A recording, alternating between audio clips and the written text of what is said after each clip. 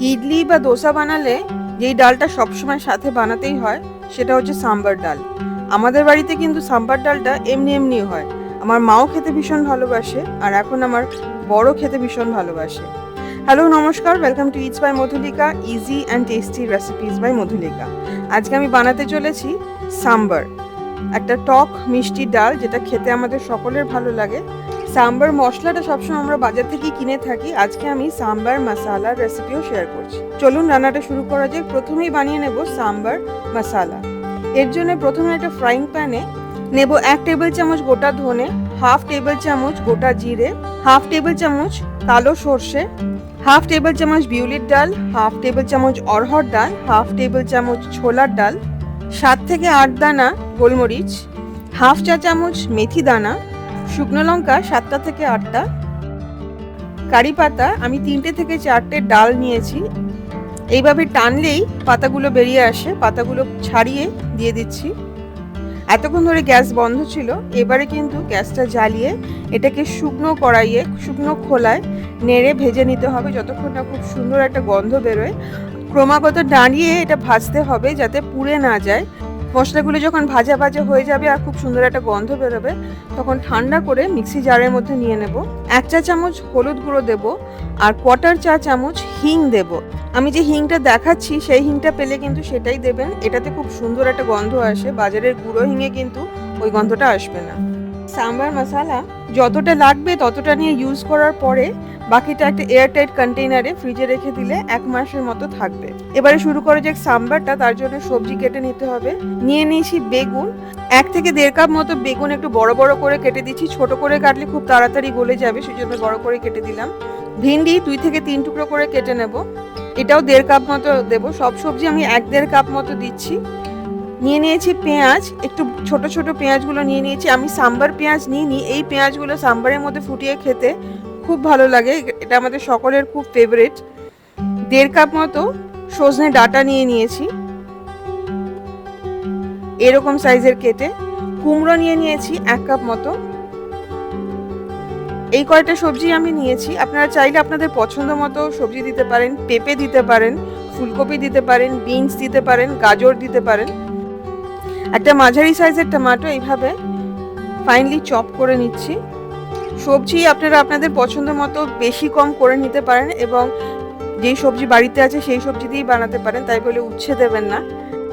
এর মধ্যে স্কোয়াশ, পেঁপে জাতীয় সবজি দিলে কিন্তু খুব টেস্টি হয়। আমার কাছে ছিল না বলে আমি দিইনি। পেঁয়াজটাকে, একটা পেঁয়াজকে আমি এরকম বড় বড় করে কেটে নিচ্ছি চাঙ্ক। আমি 200 গ্রাম অরহর ডাল বা তুর ডাল নিয়ে নিয়েছি। 4 ঘন্টা ভিজিয়ে রেখেছি জলে।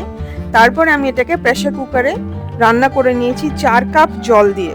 প্রেসার কুকারে হাই ফ্লেমে রান্না করব। যখন প্রথম সিটিটা উঠতে যাবে, শুরু করবে, তখনই গ্যাসটা বন্ধ করে দিতে হবে। তাতে কিন্তু ডালটা ওভারকুক হয়ে যাবে না, 90% মতো রান্না হয়ে যাবে।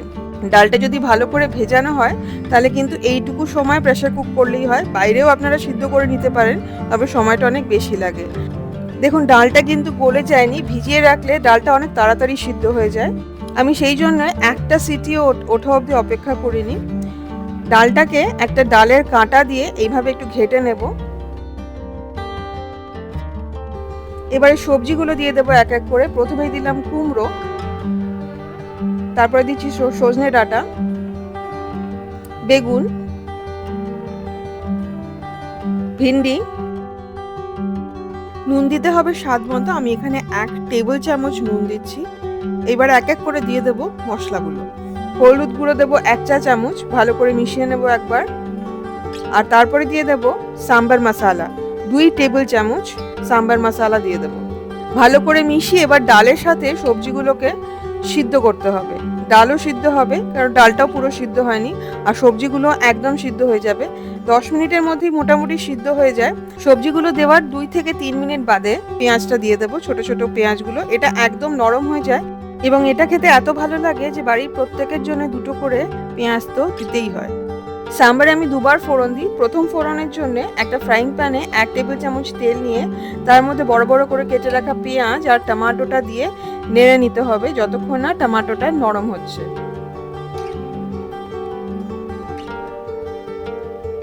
হাই ফ্লেমে নাড়তে হবে।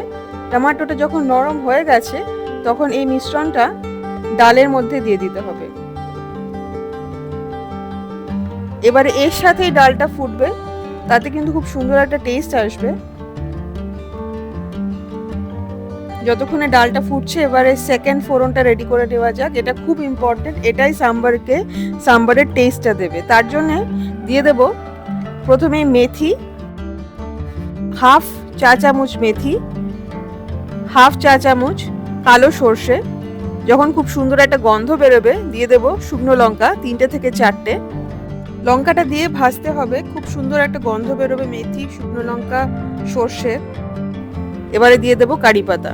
কারি পাতাটা দেওয়ার সময় খুব সাবধান, কারি পাতা দেওয়ার সাথে সাথে ভীষণভাবে ফাটতে থাকে। আমি এখানে 2টো থেকে 3টে ডাল কারি পাতা দিয়েছি। আর দেবো 1/8 টিস্পুন হিং। হিংটা দেওয়ার ঠিক আগে গ্যাস বন্ধ করে দেব। দিয়ে দেবো 1 চা চামচ লাল লঙ্কা গুঁড়ো আর 1 চা চামচ সাম্বার গুঁড়ো। লাল লঙ্কা গুঁড়োটা বাড়িতে বানানো, এতে হাফ কাশ্মীরি লঙ্কা আছে আর হাফ এমনি লঙ্কা আছে। ভেজে নেব 1 মিনিটের মতো। তারপরে এই পুরো ফোড়নটা আমরা সাম্বারে দিয়ে দেব। এই সাম্বারে এই ফোড়নটা দেওয়ার পরেই কিন্তু খুব সুন্দর একটা গন্ধ বেরোতে শুরু করবে। ভালো করে মিশিয়ে নেব। আর চারপাশে দেখবেন ফুটতে ফুটতে সাম্বারের মশলাটা পুরো লেগে গেছে, এটা কিন্তু খেয়াল করে কাচিয়ে দিতে হবে। প্রেসার কুকারের চারপাশে দেখুন সাম্বারের মশলাটা লেগে আছে। নুন আগে দিয়েছি, টেস্ট করে যদি মনে হয় নুন আরও লাগবে তাহলে দিয়ে দিতে হবে। আর দিতে হবে চিনি হাফ টেবিল চামচ। তেঁতুল আমি ভিজিয়ে রেখেছিলাম 2.5 টেবিল চামচ দিয়ে দিলাম এর মধ্যে। তেঁতুলের কাঁচটা দিয়ে দিলাম। যদি তেঁতুল খুব টক হয় তাহলে 1.5 টেবিল চামচ দিলেই হবে।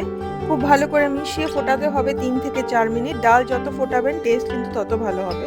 তবে দেখবেন সবজিগুলো যাতে বেশি সিদ্ধ না হয়ে যায়। তৈরি হয়ে গেল সাম্বার। ডালটা কিন্তু একটু ঠান্ডা হলে অনেকটা ঘন হয়ে যায়। আমি যে সাম্বারটা বানালাম এটা একটু ঘন হবে, আপনারা চাইলে এটা আরও পাতলা করে নিতে পারেন। এই টক ঝাল মিষ্টি ডালটা কিন্তু খেতে দুর্দান্ত হয়। ইডলি দোসার সাথে তো সাম্বার খেতে ভীষণই ভালো লাগে। ঘি রাইসের সাথেও কিন্তু সাম্বার খেতে ভীষণ ভালো লাগে। অনেকে ভাতের সাথে খান, কিন্তু আমার মনে হয় যদি ঘি রাইস দিয়ে খান তাহলে কিন্তু দারুণ লাগে। এই সাম্বার মশলা দিয়ে সাম্বার বানিয়ে আমাকে অবশ্যই জানাবেন যে আপনাদের কেমন লাগলো। রেসিপিটা যদি ভালো লাগে প্লিজ লাইক করবেন, শেয়ার করবেন। আমার চ্যানেল ইটস বাই মধুলিকা অবশ্যই সাবস্ক্রাইব করবেন। সাবস্ক্রাইব করার সময় বেল আইকনটি প্রেস করতে কিন্তু ভুলবেন না। খুব ভালো থাকবেন, ভালো ভালো রান্না করবেন। দেখা হবে খুব শিগগিরই একটা নতুন রেসিপি নিয়ে। Thank you.